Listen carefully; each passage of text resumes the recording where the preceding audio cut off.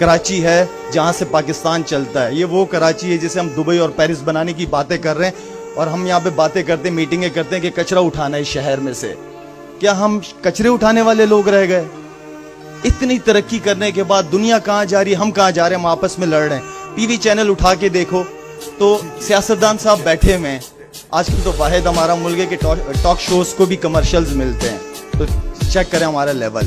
क्या हम talk shows में जब बैठ के जो सियासतदान बैठे हुए होते हैं वो कह क्या रहे होते हैं, बताना क्या चाह रहे होते हैं कि मैं भी चोर हूं तो तुम भी तो चोर हो, मैंने अगर डाका डाला है तुमने भी तो डाका डाला है। हम किस किस्म के मैसेजेस देते हैं अपनी आवाम को?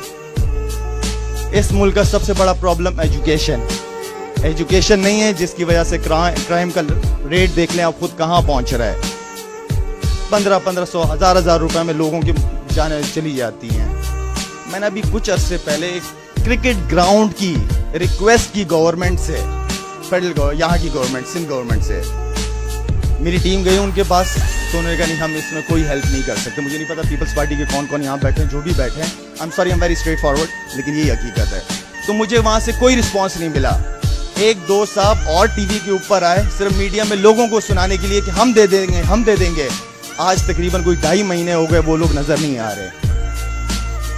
ये तो शुक्र अदा करता हूँ कि मैंने जो हॉस्पिटल बनाया है वो मेरे वालिद साहब के नाम पे था, मेरे वालिद साहब के नाम पे ज़मीन थी, जिसकी वजह से मैंने वहाँ हॉस्पिटल बना दिया, वरना गवर्नमेंट मुझे उसके लिए भी हॉस्पिटल नहीं दे पाती। इस शहर को पहले भी लोगों ने संभाला है, अभी भी संभाल सकते हैं, सिर्फ अपनी नीयतों को ठीक कर लें, बेहतर कर लें। हर चीज़ पता चल गई कि कौन लोग क्या हैं, इस मुल्क के साथ क्या करना चाह रहे हैं। अब वो वक्त आ गया कि खुदा के लिए पढ़े लिखे लोग हैं हम सारे यार, सही फैसले करें। अल्लाह को भी तो दिखाना ना, मरना भी तो है ना हमने।